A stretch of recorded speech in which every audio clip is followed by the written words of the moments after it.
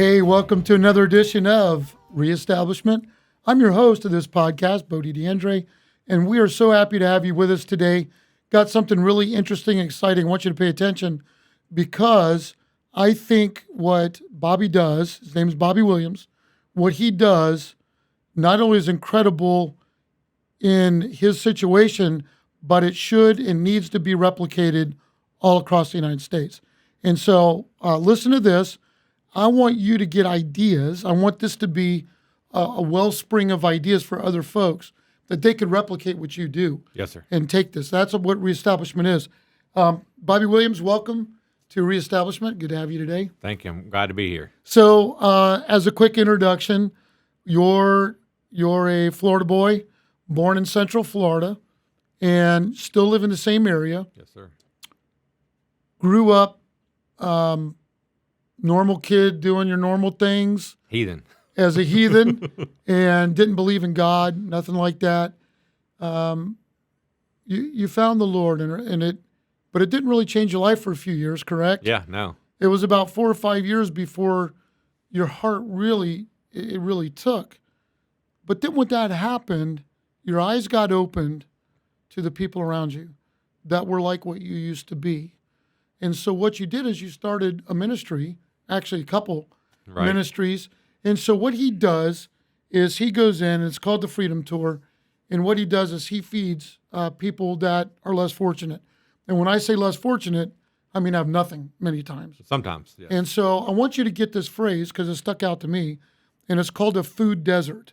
Would you explain to folks what a food desert is? Yeah, food deserts are, people don't believe this or not, but there's places in the United States, Central Florida, everywhere that there's really no food. People can't afford food. They can't do it. Some of them don't even have access to food. In the rural areas, different things. But through state of Florida government, they find food deserts. And there's a lot of them in Florida and throughout. Give me some Florida. examples. Well, like we're in Eloise. We feed people there. A lot of them are homeless. There's some buses there, but we got frost proof. We do frost proof Mulberry outside of Lake Wells. I'm in Polk County, Haines City. All these cities, even though they have the city part, there's aspects of that city that are outside that are food deserts. People don't have access to food. And local governments can't afford it. No. Their budgets won't allow them to do it. So we're talking mobile home parks, yes, trailer parks, low-income motels, weekly motels. Yes. So these are different areas. It could be parks where people are camping out there for a while. Yes. I know you and I talked about where sometimes you'll get a free shipment of maybe name brand shoes to give out, and people come from all over. Yeah. Because that's what draws them in. Yeah. And so food is something everybody needs. Well, food is a necessity. It's a necessity. It's to me, it was kind of a hidden gem, hidden in the gospel when it says feed the poor. Yeah. And once I found that, it gives you direct access to people's lives. I think a lot of ministries and churches struggle to reach people, and because they're throwing scripture out there instead of just blessing them with food and giving. He says give. And once you do that, they open their lives. And at first, there might be walls and resistance because I don't care who you are. Some guy knocks on your door. What do you want? Right. You're like, I'm here to bless you. You're like, okay, what is this? There's always got to be a catch. So they're looking for that catch. But when you're just there to love them, I mean, Well, and again, this is, you talked about these little towns around, but this is where you were born and raised. Yeah. So it's your own home turf, so to speak. A lot of the things that I hear is, well, if I give to the poor, they're always going to be needy. They're always going to keep coming back. Nothing changes. They're just takers, takers, takers. You told me a story before we came on the air, and I want you to tell it again, if you would, about how you were able to, and we'll give people ideas of how they can replicate this in their communities, but you were feeding people quality stuff, name brand stuff, and you got information back that this food was going to drug dealers. Yes. Can you tell that story and what happened? Yeah, it started when I was handed the keys. We're in Eloise, which was at one time the meth capital of the world.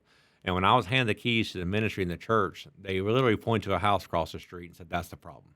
And literally I heard the Lord speak to me and said, that's the solution. So what I started doing, we're feeding at this time maybe 80, 100 people a month. And these guys are walking by high as a kite, and they're shooting meth, doing meth, all this kind of stuff, and Tripping over needles. tripping over needles. We're picking Yeah. up needles every day. It's how bad it was, and we still gave them food, and I'm not here. The world and religion, like you just said, oh, don't give it to them. They're always poor. They'll be poor. They're trading it for drugs. You shouldn't do that. And the Lord told me, he says, I told you to give.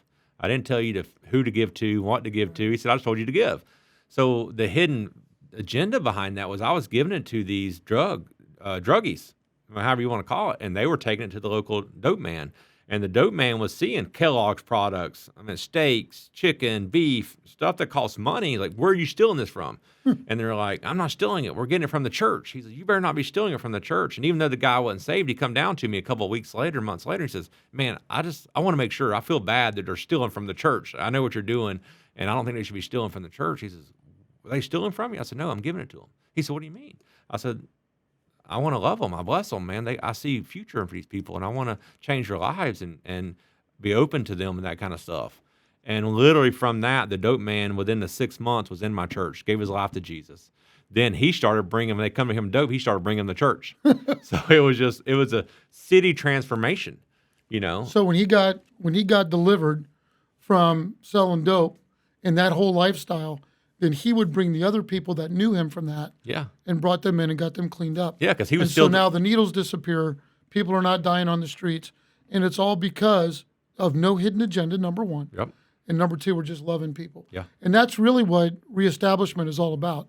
Is we're trying to reestablish the basic principles of what we can do to live not only a good life but a godly life. Yeah. Those principles that are life changing, if you will. Tell us now. So you've been doing this since 2016. Yes, sir. Give me some stats on how many people you're feeding, how many trucks, what are you doing? We feed about 3,000 to 5,000 a week now. Last year, I think it was 56 million gift in kind that come through. We average about Say that one more time. 56 million gift in kind. That blows my mind. Yeah, We're talking about rural areas in Central Florida, yeah. and then you're getting that kind of stuff, and it's all for Free. free. It's all free. It costs me logistics. So I run Right. trucks, insurance. We run about 7 box trucks. We're down to like 2 semis now and semi trailers, but we pick it up. Then mainly we broker stuff in and out. But yeah, I think last year we did 17.6 million pounds of food and products going to the communities and that kind of stuff. And see that's so amazing. And here's the other thing too: is you've partnered with other entities. They're not necessarily Christian. Yeah. They are entities that most of them do want to help the poor. Right. Some of them are doing it because it's easier for them to give that to make money on a different level, whether it's shipments that were rejected, Yeah. or insurance claims or whatever, that they have to get rid of that stuff. And then you take that and repurpose and give it for Yes. good. So it helps so many. I mean, we're helping truck drivers get Right. rid of the loads because they got to pick up another load. They just pulled into Publix with, say, a semi-load of lettuce, and they got rejected. Well, they got to do something with it. So they'd rather have a donation receipt rather than take it to the dump and cost the dump. Then obviously they're coming to us. We're helping them deliver. They're not having to unload it themselves. Then we get stuff from major retailers, different things, major warehouses that overflow different. Plus want to give back and that. But it's so big. I mean, we work with like almost 40 ministries now, 38, 40. But we work at the sheriff's department, the local PDs. Right. I mean, they know the families in need, and they're going to them. And for them, just like from whether it's church and God or if it's policemen, sometimes we get bad reputations, Right. So if a policeman can go knock on a door that's somebody in need and have, some good food and good products, good shoes, that kind of stuff, it makes a difference. Yeah. And you know what's really amazing with this whole thing is that this can be replicated anywhere. Yes, sir. And here's the interesting thing, that this wasn't what you started out to do. You're a businessman, Yeah. right? You're just a regular businessman with a regular blue-collar job, or you have workers that just go out and do things. But here's what's interesting. When you started doing this, your business blew up. Yeah. It's the principle of sowing and reaping, in the fact that when you give, it's a principle in the world, just like gravity. Yeah. Well, they call it karma in the world. Yeah, they do. But once he started doing this, everything else took care of itself. Yeah. And so Is there any side effects, any negative things? I'm guessing now that law enforcement's on your side Yeah. when they see that you're legit. Yeah, I know here at CTM we're always careful with different things, but Right. churches get mad at you, Yeah. because you're making a difference. You sometimes make them. I mean, that's my job is to convict people, convict churches, convict ministries, and they get a bad taste in their mouth because you're doing more than them. But on the flip side, the local government, the police department, the county officials love us Right. because they not only see, we're taking a big burden off the government. We're taking a big burden off law enforcement. And we're changing lives. I mean, And the literally, crime rate's going down. yeah, literally, for every 6 months, crime rate went down 60%. And Whoa, whoa. Slow that down and say that one more time. every 6 months, crime rate was going down 60%, to where we were That's huge. to where we have no crime rate right now. I mean, you'll have a little bit of but what happens is you don't think about it. So the dope man, or even the druggee, he's going to do anything Right. to get drugs. He's going to rob from his mama. He's going to rob from his grandma. He's going to rob from the neighbor. He's going to break in a house. He's going to steal out of your yard. Right. To go what? To have something to trade for drugs. Right. I'm giving him that, which makes zero sense to the church world. Right. I'm giving him something to go trade for something that he shouldn't have. I don't agree with. But what it's doing, it's the community crime rate's gone down because he's not robbing and stealing no more. Right. He's not in a convenience store because now I've done dope for 3 days. I haven't ate. So now I go down to the grocery store and I got to steal something to eat because I have no money. I spent it all. And nobody trusts me because I've robbed and stole from them. But I can go down this church, man. They'll give me food. They'll give me something. They'll give me clothes. They care about me, genuinely. Yeah. And I know I can get prayer. Have you hired any of these folks, or are you helping them get jobs? Actually, yeah. Actually, I've got one guy. He's my head guy. Runs stuff for me. He was actually a cartel guy, high on dope. Even though he got into for money, he ended up shooting up and doing that kind of stuff too. And what happened was I ended up casting devils out of a guy that morning. And he was a local. I mean, from the time he was 52 or 54 years old. From the time he was 14, doing dope, in and out of prison. Got 20 years for shooting somebody. This kind of stuff. Took me about 3 years of just sowing seeds. Finally, he got clean one day, cast devils out of him. I mean, just radically touched. He left my church that morning because he come by. He knows he can call me. Hey, Right. I need prayer. So he did show up. And anyways, he got free that day. Went down to another guy who's been a day laborer for me for my company working, and walked in. And the guy just got off his knees crying out to God, send somebody to help. And the guy walks in, he feels the presence of God come in. The guy gives his life to Jesus, starts coming to church, changes his life. Now he works for me both personally, business, and ministry-wise. Wow. And that's just one of that works for me personally in the ministry. Yeah, and through all of this, you also became a pastor, started a church. Yeah. And that, what you told me, and you could tell it if you want, the 100% of what comes into the church goes right out to this. So the Freedom Tour. You asked me how's it supported. Right. The first 5 years is supported by me and my business. So everybody that was on staff, well, it wasn't really on staff, Freedom Church, but Freedom Tour was paid through my business. Did you have a hard time getting your employees to buy into this in the beginning? Well, my employees that work for me really aren't part of the ministry. You know what I'm saying? So they're doing. But they were okay with giving, like on the side or helping load trucks or whatever? Well, or they didn't do that? Them guys didn't do that. Okay. It was the new ones I hired on because at the time Freedom Church didn't have no money and Freedom Tour. So I'd hire them on, but they would be on salary through my business. Ah, that's incredible. Yeah.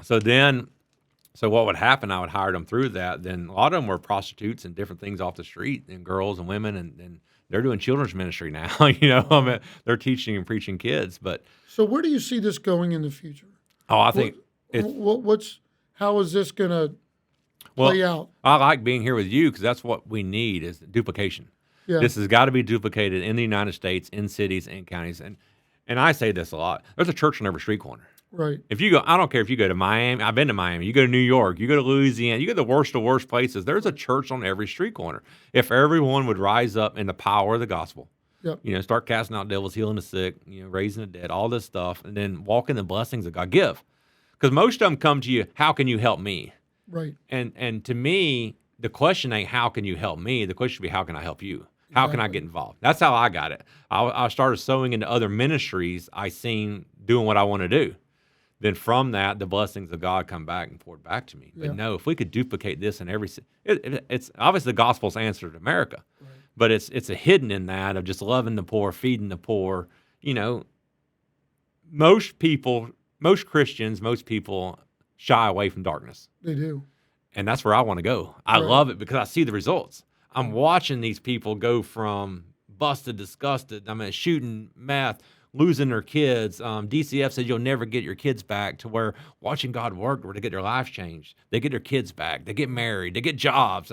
Total transformation. Yeah, it's totally amazing. What we're going to do, if you're watching or listening to this today, we're going to put up your information at the end of this so that they can be able to get a hold of you Yes, sir. if they want to get some ideas or things they can do to start.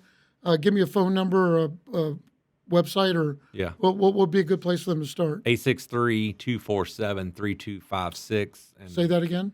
863-247-3256. Very good. Then www.thefreedomtour.org. All right, thefreedomtour.org. Yeah. Go there.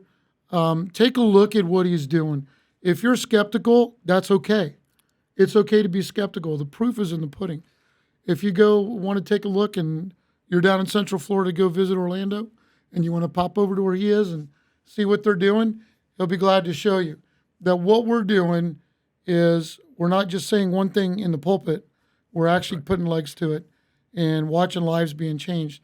And that's what Reestablishment's all about, is people like Bobby Williams. And I'm so glad you're here. Thank you for coming today. Yes, sir. We're going to develop more of a relationship and see what we can do, and maybe we'll have you back on another episode. Awesome. Thank you, sir. Thanks. Have a great Appreciate day. Thank you for watching and listening. We'll see you back on the next one.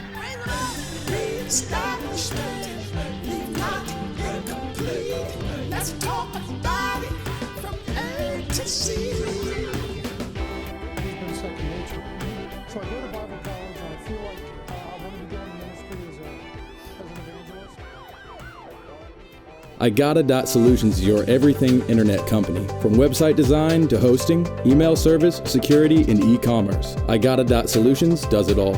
Every business is unique and every client has different goals. Let us help you achieve them and grow your business with us. Igata.Solutions, your everything internet company.